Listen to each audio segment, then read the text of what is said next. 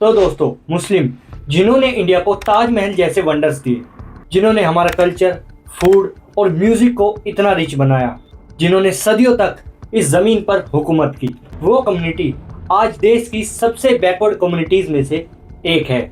जी हाँ, एक वक्त था जब मुस्लिम देश के इनोवेटर्स थे, नेशन बिल्डर्स थे, लेकिन आज की ग्राउंड रियलिटी बिल्कुल बदल चुकी है। आज वो हर डेवलपमेंट इंडेक्स में, चाहे वो एजुकेशन हो, एम्प्लॉयमेंट हो या इकोनॉमिक प्रोस्पेरिटी हो, सबसे नीचे पायदान पर खड़े हैं, जिसका प्रूफ 2006 में आई सच्चर कमेटी की एक रिपोर्ट ने दिया। इस रिपोर्ट में साफ साफ लिखा था कि कई मामलों में इंडियन मुस्लिम्स की हालत देश की SC/ST ट्राइब से भी खराब हो चुकी है। देश की टॉप प्रेस्टीजियस जॉब्स जैसे IAS और IPS ही देख लीजिए, जिनमें मुस्लिम्स का रिप्रेजेंटेशन सिर्फ 3 या 4% है, जो कि उनकी 14% की पॉपुलेशन के कंपैरिजन में बहुत कम है। लिटरेसी रेट नेशनल एवरेज से भी कम, पॉवर्टी रेट नेशनल एवरेज से ज्यादा। तो अब सवाल ये नहीं है कि मुस्लिम बैकवर्ड है या नहीं, बल्कि अब सवाल आता है कि मुस्लिम बैकवर्ड क्यों है। मतलब एक कम्युनिटी जो एक टाइम पर देश को लीड कर रही थी, उसका डाउनफॉल ऐसे अचानक कैसे हुआ? इतना बड़ा डाउनफॉल, आखिर इसके पीछे रीजंस क्या है? क्या मुस्लिम्स को इतने पीछे ले जाने में ब्रिटिशर्स का रोल है, या इंडियन गवर्नमेंट का रोल है, या फिर कम्युनिटी ने खुद ऐसी गलतियां की हैं जिसका रिजल्ट आज वो भुगत रहे हैं? चलिए जानते हैं आज की इस वीडियो में।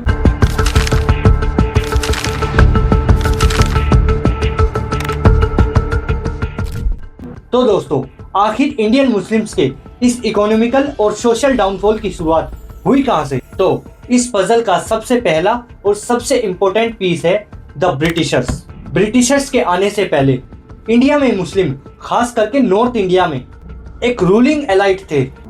उनके पास जमीन थी, एडमिनिस्ट्रेशन में उनकी पकड़ थी, वो सिस्टम के टॉप पर बैठे थे।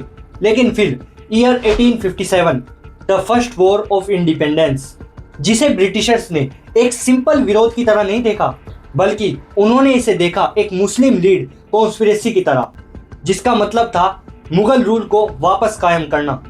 क्योंकि इस रिवोल्ट के सिंबॉलिक लीडर थे आखिरी मुगल एम्परर बहादुर शाह जफर, जिसके बाद ब्रिटिशर्स ने मुस्लिम को कलेक्टिव पनिशमेंट देने की पॉलिसीज अपनाई, जिसका मतलब था कि सजा सिर्फ उसे नहीं मिलेगी जिसने रिवोल्ट किया, बल्कि पूरी कम्युनिटी को सजा दी जाएगी।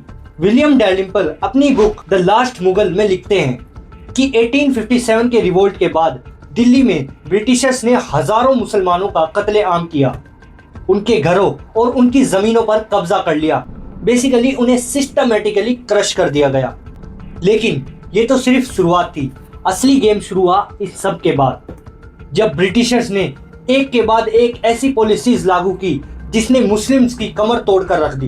ब्रिटिशर्स ने एक लार्ज नंबर पर मुस्लिम जमींदारों और नवाबों की जमीन सिर्फ इस इल्जाम में छीन ली कि वो 1857 के रिवोल्ट में शामिल थे।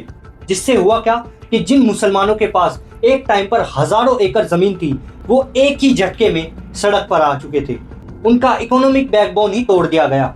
लेकिन ब्रिटिशर्स अपना सबसे क्लेवर मूव पहले ही चल चुके थे। 1837 में ब्रिटिशर्स ने पर्शियन को हटाकर इंग्लिश को ऑफिशियल कोर्ट लैंग्वेज बना दिया था। इसका इम्पैक्ट कुछ इस तरह हुआ कि जो सदियों से मुस्लिम एडमिनिस्ट्रेशन, जुडिशियरी और गवर्नमेंट वर्क पर्शियन में हो रहा था, अब वो इंग्लिश में होने लगा, जिससे रातों रात एक पूरी जनरेशन देश के लिए अनक्वालिफाइड हो गई, उनकी जॉब्स छीन ली गई। और उस वैक्यूम को तेजी से उन लोगों ने भरा जिन्होंने इंग्लिश एजुकेशन को पहले अपनाया, खासकर के हिंदू मिडिल क्लास। मशहूर ब्रिटिश ऑफिसर विलियम हंटर ने अपनी एक रिपोर्ट द इंडियन मुसलमान में साफ साफ लिखा कि गवर्नमेंट जॉब से मुस्लिम लगभग गायब हो चुके थे। शुरू में ब्रिटिशर्स ने मुस्लिम्स को एजुकेशन से दूर रखा, लेकिन जब उन्होंने देखा कि इंडियन नेशनल कांग्रेस में हिंदू लीडर्स डोमिनेट कर रहे हैं, तो उन्होंने अपना गेम बदला। ब्रिटिशर्स ने मुस्लिम्स के एक सेक्शन को सपोर्ट करना शुरू किया ताकि वो अपने डिवाइड एंड रूल पॉलिसी के तहत कांग्रेस के खिलाफ एक काउंटर फोर्स खड़ी कर सके, जिसके लिए उन्होंने 1909 में सेपरेट इलेक्टोरेट्स का कॉन्सेप्ट इंट्रोड्यूस किया। मतलब मुस्लिम लीडर्स को सिर्फ मुस्लिम वोटर्स ही चुनेंगे और हिंदू लीडर्स को सिर्फ हिंदू वोटर्स ही चुनेंगे। और ब्रिटिशर्स के सिर्फ इस एक डिसीजन ने इंडियन पॉलिटिक्स में एक रिलीजन का जहर घोल दिया था। ये वही बीज था जो पार्टीशन के रूप में इंडिपेंडेंस के बाद उगना था। उन्होंने एक ऐसी जमीन तैयार की जहां पर इंडिपेंडेंट इंडिया में भी मुस्लिम्स के लिए ग्रो करना बहुत मुश्किल होने वाला था। लेकिन क्या इसके लिए सिर्फ ब्रिटिशर्स जिम्मेदार हैं? तो इसका जवाब है नहीं। ब्रिटिशर्स के जाने के बाद आजादी के टाइम का माहौल बिल्कुल आग जैसा था। पार्टीशन ने देश के साथ साथ लोगों के दिलों को भी बांट दिया था। इंडिया में रह गए मुस्लिम्स को अक्सर एक सस्पेक्ट कम्युनिटी की तरह देखा जाने लगा। इस सिचुएशन में इंडिपेंडेंट इंडिया की फर्स्ट गवर्नमेंट ने कॉन्स्टिट्यूशन में तो सेकुलरिज्म को प्रॉमिस किया, लेकिन जमीन पर इस प्रॉमिस को पूरी तरह डिलीवर नहीं कर पाई। तो यहीं से शुरू हुआ पॉलिटिकल टोकनिज्म का एक नया दौर। मतलब एक ऐसा कॉन्सेप्ट जहां कम्युनिटी को खुश करने के लिए कुछ ऐसे सिंबॉलिक कदम उठाओ, जैसे किसी मुस्लिम लीडर को मिनिस्टर बना दिया, ईद पर इफ्तार पार्टी दे दी, या किसी रिलीजियस इशू पर उनके ट्रेडिशनल लीडर्स से बातचीत कर ली। लेकिन जो असली मुद्दे थे, बेरोजगारी, गरीबी और एजुकेशन, उन पर टारगेटेड पॉलिसीज बनाने के बजाय कम्युनिटी को सिर्फ एक मोनोलिथिक वोट बैंक समझा गया। उन्हें वोट के लिए इमोशनल इश्यूज पर मोबिलाइज किया गया, लेकिन उनके आर्थिक और सोशल अपलिफ्टमेंट का काम आमतौर पर नेग्लेक्ट किया गया। इसका जिक्र आपको सच्चर कम्युनिटी की रिपोर्ट में मिल जाएगा। इसमें साफ साफ लिखा है कि गवर्नमेंट के वेलफेयर स्कीम का फायदा मुस्लिम्स तक ठीक से पहुंचा ही नहीं। तो दोस्तों, ब्रिटिशर्स ने डिवाइड किया, इंडिपेंडेंट इंडिया की गवर्नमेंट ने नेग्लेक्ट किया, जिसकी वजह से इंडिया में मुस्लिम और मेजोरिटी कम्युनिटी के बीच एक ऐसा क्रैक पैदा हो गया जिसे भरा जा सकता था। लेकिन उस कमजोर हो चुकी दीवार पर सबसे आखिरी और सबसे तेज चोट मारी एक्सट्रीमिस्ट आइडियोलॉजी ने, जिनका गेम प्लान राइट करने से कहीं ज्यादा गहरा है। एक्सट्रीमिस्ट का सबसे पहला काम था कि एक पूरी कम्युनिटी को द अदर्स बनाकर पेश करना, और इस आइडियोलॉजी की बुनियाद सिर्फ इस बात पर टिकी थी कि मुस्लिम्स हमारे देश के नहीं हैं, बल्कि वो इन्वेडर्स हैं। उनकी देशभक्ति पर हमेशा शक किया जाता है। उनके कल्चर, उनके फूड, उनके रहन सहन, हर चीज को एक खतरे की तरह पोर्ट्रे किया जाता है। ये एक साइकोलॉजिकल वॉरफेयर है जिसका मकसद सिर्फ एक है कि मेजोरिटी कम्युनिटी के मन में मुसलमानों के खिलाफ एक डर, एक नफरत और एक शक का बीज बो दिया जाए, जिसके रिजल्ट में हमने 6 दिसंबर 1992 बाबरी मस्जिद डिमोलिशन देखा, गुजरात राइट्स देखे, मुंबई के राइट्स देखे, मुजफ्फरनगर के राइट्स देखे, और न जाने कहां कहां हुए भयानक दंगे देखे, जिसमें हजारों लोगों की जान गई, जिसमें ज्यादातर मुस्लिम्स थे।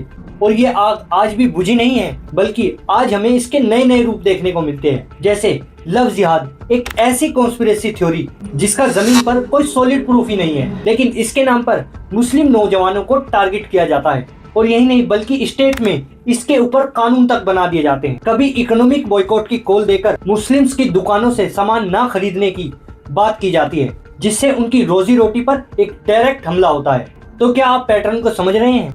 ये सिर्फ दंगे फसाद की बात नहीं है, बल्कि ये एक 24/7 चलने वाला कैंपेन है, जिसका मकसद है एक पूरी कम्युनिटी को सोशल, इकोनॉमिकली और साइकोलॉजिकली इतना तोड़ देना कि वो हमेशा डर के साए में जिए। जब एक कम्युनिटी को हमेशा अपनी देशभक्ति साबित करनी पड़े, जब उन्हें अपने ही देश में एक खतरे की तरह देखा जाए, तो उनका डेवलपमेंट और प्रोग्रेस लगभग इम्पॉसिबल हो जाता है। तो अब तक हमने ब्रिटिशर्स की बात की, गवर्नमेंट की बात की, एक्सट्रीमिस्ट ग्रुप्स की बात की, लेकिन कोई भी कम्युनिटी सिर्फ एक्सटर्नल फैक्टर्स की वजह से बर्बाद नहीं होती, बल्कि उसमें कम्युनिटी की खुद की भी मिस्टेक्स होती हैं। So let's talk about our self mistake. तो हमारी सबसे बड़ी प्रॉब्लम ये है कि हम आज भी मेंटली मुगल एरा में जी रहे हैं। हम एक ऐसी हिस्ट्री की बात करते हैं जिसे हमने देखा ही नहीं, और इस चक्कर में हम आज की ग्राउंड रियलिटी को भूल जाते हैं, जो हमें हर रोज नीचे गिरा रही है। हम रूलर थे, लेकिन आज हम कॉम्पिटिटर भी नहीं है। हम पास्ट की ग्लोरी की बात करते हैं, लेकिन प्रेजेंट इकोनॉमी में हमारा कंट्रीब्यूशन क्या है?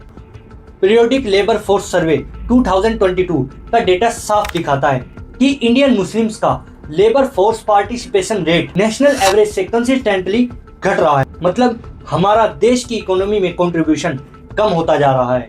हमारी शान सिर्फ कहानियों में है, नंबर्स में नहीं। तो अब हमारी सबसे बड़ी और सबसे पुरानी गलती, जिसके लिए हम किसी को ब्लेम नहीं कर सकते, हमने मॉडर्न और साइंटिफिक एजुकेशन को हमेशा एक थ्रेट की तरह देखा, एक अपॉर्चुनिटी की तरह नहीं। लेकिन ये वीडियो सिर्फ प्रॉब्लम गिनवाने के लिए नहीं है, बल्कि सॉल्यूशन देने के लिए है। हमें सॉल्यूशन के लिए कहीं बाहर देखने की जरूरत नहीं, ब्लूप्रिंट हमारे अपने देश में है। देश की ऐसी 2 कम्युनिटी जिनकी पॉपुलेशन तो बहुत कम है, लेकिन उनकी सक्सेस कई गुना ज्यादा है। ईरान से निकाले गए रेफ्यूजीज जब इंडिया में आए तो उनके पास कुछ नहीं था, लेकिन आज वो देश की सबसे रिस्पेक्टेड और सक्सेसफुल कम्युनिटीज में से एक हैं। जी हाँ, मैं बात कर रहा हूँ पारसी कम्युनिटी की। इंडिया में पारसी पॉपुलेशन सिर्फ 60,000 के आसपास है, लेकिन उनका लिटरेसी रेट 100%। उन्होंने देश में आने के बाद गवर्नमेंट की हेल्प की होप नहीं रखी, बल्कि उन्होंने कम्युनिटी के पैसों से सबसे पहले स्कूल्स और हॉस्पिटल्स बनवाए। टाटा, गोदरेज, वादिया ये सिर्फ कंपनीज नहीं है, बल्कि ये उस सोच का नतीजा है जो एजुकेशन को सबसे बेस्ट इन्वेस्टमेंट मानती है। और ऐसी ही एक कम्युनिटी है जैन्स, जो कि इंडिया की पॉपुलेशन की टोटल 0.4% है, लेकिन सेंसेक्स ऑफ इंडिया के अकॉर्डिंग जैन्स इंडिया की सबसे पढ़ी लिखी कम्युनिटी है, जिनका लिटरेसी रेट ऑलमोस्ट 100 है। देश के बड़े से बड़े बिजनेस, फाइनेंस और ट्रेड पर उनकी जबरदस्त पकड़ है।